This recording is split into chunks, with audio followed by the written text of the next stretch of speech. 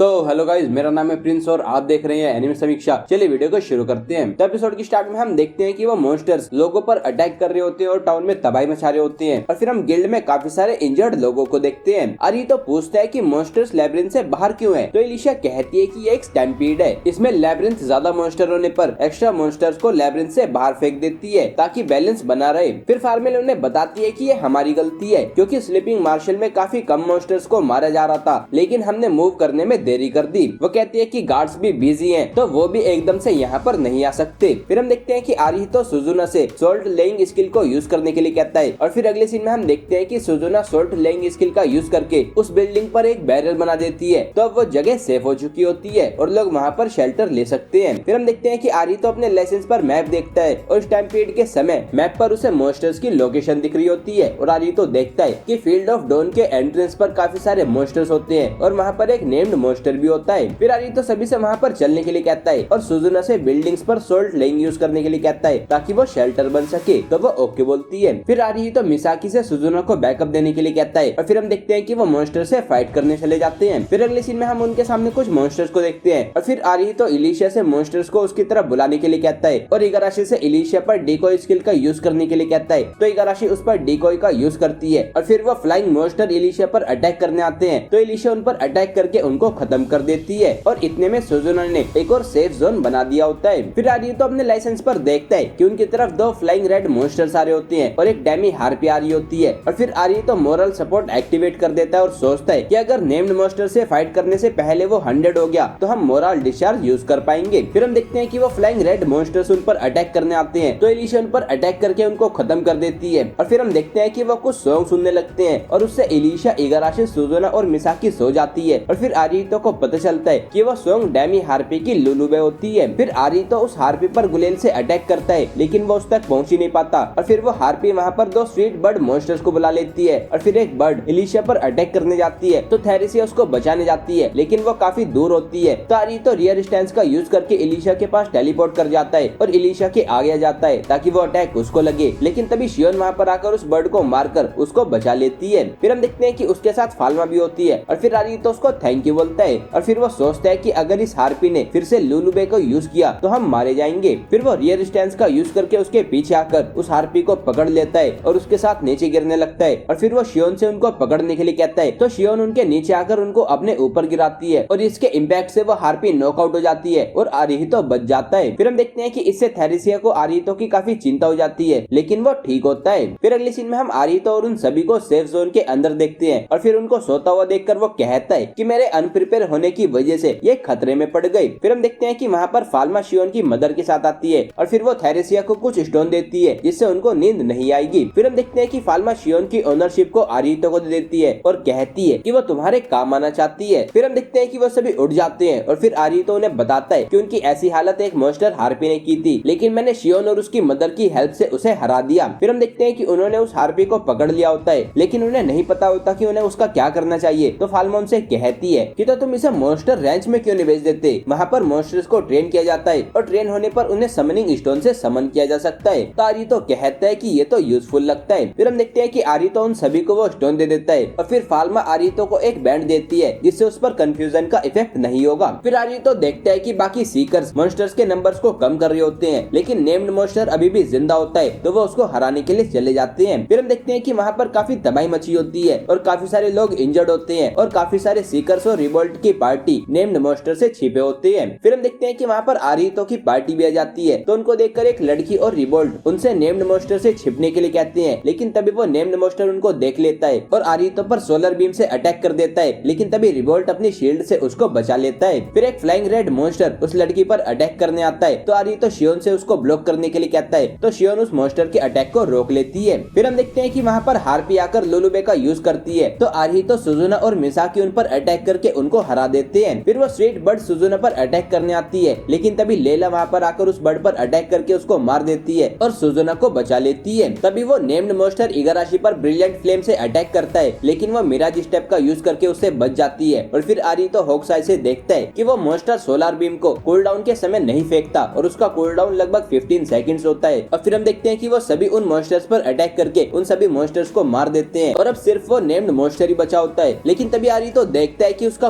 Cooldown खत्म हो गया होता है तो वो सभी से कवर लेने के लिए कहता है, तो वो सभी छिप जाते हैं। लेकिन फिर हम देखते हैं कि वो मॉन्स्टर अटैक नहीं कर रहा होता और फिर तभी आरितो देखता है कि रिबोल्ट एक आदमी को वहाँ से बचाकर ले जा रहा होता है, जो कि वो मॉन्स्टर देख लेता है और उनको खाने के लिए उनकी तरफ बढ़ने लगता है। तो ये देखकर आरितो सोचता है कि क्या मुझे रेजिस्टेंस यूज करना चाहिए। फिर वो कहता है कि नहीं, उससे तो मैं भी उनके साथ खाया जाऊंगा, लेकिन मैं उन्हें बचाना चाहता हूँ। तभी उसको आर्याडेन की याद आती है और वो आर्याडेन से कहता है कि जिस पर्सन को मैं सपोर्ट करूंगा उसे प्रोटेक्ट करना। और फिर हम देखते हैं कि वो रिबोल्ट को सपोर्ट करता है। तो फिर आर्याडेन रिबोल्ट को प्रोटेक्शन देती है और वहाँ पर दो हाथ आ जाते हैं और वो नेम्ड मॉन्स्टर को पकड़कर नीचे फेंक देते हैं। तभी आरितो सभी से उस मॉन्स्टर को फिनिश करने के लिए कहता है। तो इगाराशी, मिसाकी और थेरेसिया अपना मोरल डिस्चार्ज करके उस पर अटैक करती है और फिर इलिशिया उस पर ब्लॉसम ब्लेड से अटैक करके उसको मार देती है। फिर अगले सीन में हम देखते हैं कि वो सभी इंजर्ड लोगों की हेल्प कर रहे होते हैं और फिर हम देखते हैं कि इलिशिया को उस नेम्ड मॉन्स्टर से एक मैजिक स्टोन मिला होता है और फिर उस पर अप्रेजल स्क्रोल का यूज करके उनको पता चलता है कि वो कंफ्यूजन स्टोन होता है, जिससे कंफ्यूजन का अटैक होता है। फिर आरितो उसे अपने लाइसेंस में डाल लेता है और फिर आरितो रिबोल्ट के पास आता है और उसे पूछता है कि तुम्हें चोट तो नहीं लगी थी। तो वो कहता है कि नहीं। फिर रिबोल्ट उसे कहता है कि लेकिन तुम अमेजिंग हो। फिर आरितो उसे कहता है कि अगर तुमने वो सोलर बीम नहीं रोकी होती तो मैं शुरू में ही मारा जाता। फिर रिबोल्ट फिर भी आरितो को थैंक यू बोलकर वहाँ से चला जाता है और फिर हम देखते हैं कि आरितो के पास मेलिसा और रिकर्टन आते हैं और वो देखता है कि वो सेफ होते हैं। और फिर मेलिसा आरितो से पूछती है कि क्या मैं उस नेम्ड मॉन्स्टर को डिसेक्ट कर सकती हूँ। तो वो ओके बोलता है। फिर हम लेला को इंजर्ड लोगों की हेल्प करते हुए देखते हैं और फिर आरितो वहाँ आकर उससे पूछता है कि क्या मैं भी कुछ हेल्प करूँ। तो वो उसको मना करती है और कहती है कि आखिर वो स्किल क्या थी, क्या तुम समन कर सकते हो। तो आरितो कहता है कि हाँ ऐसे ही कुछ, उसे एक डिफेंसिव स्किल समझो। फिर हम उस लड़की को देखते हैं और वो थोड़ा सैड होती है। तो आरितो वहाँ पर आकर उसे पूछता है कि क्या तुम ठीक हो। तो वो लड़की देखती है कि आरितो वही होता है जिसने एक बार उसकी शॉप से सामान खरीदा होता है। तो वो आरितो को बताती है कि मैं शुरू से ही लेवल अप करना और कुछ स्किल्स को लेना चाहती थी, लेकिन मैं बिगिनर लैबिरिंथ में ज्यादा आगे नहीं जा पाई। फिर वो कहती है कि लेकिन मैं जो हो सके वो करना चाहती थी, तो मैंने बिगिनर्स के लिए सस्ते में वेपन सेल करना शुरू कर दिया। और फिर वो रोते हुए कहती है कि लेकिन अब सब कुछ खत्म हो गया, मैंने सब कुछ खो दिया। आरितो से कहता है कि तुम हमारी पार्टी की एक्सक्लूसिव मर्चेंट क्यों नहीं बन जाती। पार्टी में सभी के साथ मिलकर काम करने से कोई भी लेवल अप कर सकता है और मैं किसी ऐसे को ढूंढना चाहता था जो हमारे आइटम्स को बाय और अप्रेज कर सके। तो लड़की कहती है कि लेकिन मैं सिर्फ लेवल 2 ही हूँ। तो मिसाकी उससे कहती है कि मैं भी लेवल 2 पर हूँ, तो चलो साथ में मिलकर स्ट्रॉन्ग बनते हैं। फिर आरितो उसकी तरफ हाथ बढ़ाता है और अपना इंट्रोडक्शन देता है। तो वो उससे हाथ मिला लेती है और उसे बताती है कि मेरा नाम माडोका शिनोनागी है। फिर अगले सीन में हम देखते हैं कि फार्मेल डिस्ट्रिक्ट 8 को बचाने के लिए आरितो को थैंक यू बोलती है और फिर वो उसका लाइसेंस चेक करती है और फिर उसको देखकर वो आरितो से कहती है कि क्योंकि तुमने बैटल में इतना कंट्रीब्यूट किया तो गिल्ड ने बिना तुम्हारा एग्जाम लिए तुम्हें डिस्ट्रिक्ट 7 में डाल दिया है। आरितो कहते हैं कि लेकिन एग्जाम मिस करने पर मुझे थोड़ा बुरा लग रहा है, क्योंकि मैं एक पार्टी पोलारिस के साथ वो लेना चाहता था। फार्मेलो से बताती है कि वो पार्टी आज सुबह ही एग्जाम के लिए श्रीकिंग वुड में चली गई है। आरितो से पूछते हैं कि क्या एग्जाम कंप्लीट करने में कई दिन लग सकते हैं। तो वो हाँ बोलती है और कहती है कि डिस्ट्रिक्ट 7 में सीकर्स को लैबिरिंथ में कैंप करना पड़ता है, क्योंकि उन्हें नाइट में अटैक करने वाले मॉन्स्टर से डील करना पड़ता है। आरितो पूछता है कि अगर मेरे पार्टी मेंबर मान गए तो क्या हम एग्जाम दे सकते हैं। तो वो उसके लिए मान जाती है। फिर अगले सीन में हम उन सभी को उनके घर में देखते हैं और फिर हम देखते हैं कि माडोका आरितो को डिसेक्टर की रिपोर्ट दिखाती है और फिर माडोका उसे बताती है कि मैं मर्चेंट्स गिल्ड में हूँ, तो मैं अपने लाइसेंस से सभी शॉपकीपर से कांटेक्ट कर सकती हूँ और उसी के थ्रू उसको वो रिपोर्ट मिली होती है। फिर वो देखते हैं कि इलिशा थोड़ी परेशान होती है, तो वो उससे पूछते हैं कि क्या हुआ। तो वो आरितो से पूछती है कि तुमने हमारे बैटल का रिजल्ट चेक किया है। तो आरितो से बताता है कि हमारा कंट्रीब्यूशन हाई होने की वजह से हम एग्जाम के बिना डिस्ट्रिक्ट 7 में जा सकते हैं, लेकिन मैं फिर भी एग्जाम देना चाहता हूँ। तो सुनकर इलिशा शॉक हो जाती है और उसे कहती है कि जब उसकी जरूरत नहीं है तो तुम एग्जाम क्यों देना चाहते हो। अगर तुम इतने केयर फ्री होगे तो मैं तुम्हें सपोर्ट नहीं कर सकती। और फिर ये कहकर वो सोने के लिए चली जाती है। फिर सुजुना कहती है कि जरूर उसके पास ये करने का कोई रीजन होगा। फिर इगाराशी कहती है कि हमें इस बारे में सभी के रेस्ट करने के बाद बात करनी चाहिए। तो आरितो ओके बोलता है और फिर अगले सीन में हम देखते हैं कि इगाराशी आरितो के पास आती है और उसे कहती है कि मैं सोने से पहले टी पीना चाहती हूँ, तो क्या तुम मुझे ज्वाइन करोगे। तो आरितो कहता है कि हमें इसके लिए पहले मेड से पूछ लेना चाहिए। तो ये सुनकर इगाराशी कहती है कि नहीं, मैं ही मेड बन जाती हूँ। वो कहती है कि मैं ये कहना चाहती हूँ कि तुम्हारी वजह से मैं सरवाइव कर पाई, तो तुम्हारे लिए बिना कुछ करे मुझे अच्छा नहीं लगेगा। तभी हम देखते हैं कि मिसाकी, सुजुना और माडोका पीछे मस्ती कर रही होती है और फिर इगाराशी आरितो को मास्टर बुलाती है और कहती है कि मैं आपके लिए टी लाती हूँ। फिर हम देखते हैं कि आरितो थेरेसिया की स्किल्स को चेक करने लगता है और वो उसके लिए डबल थ्रो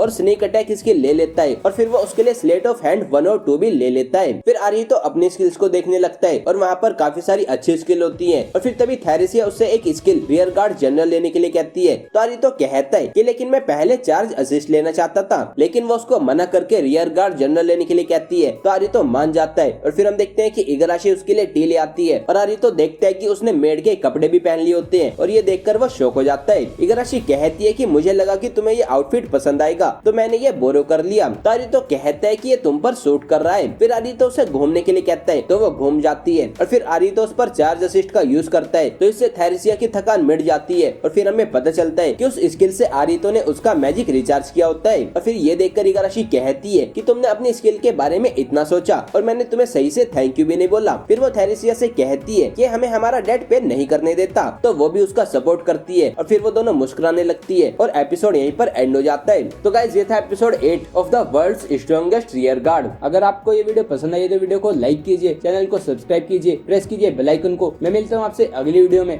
थैंक यू।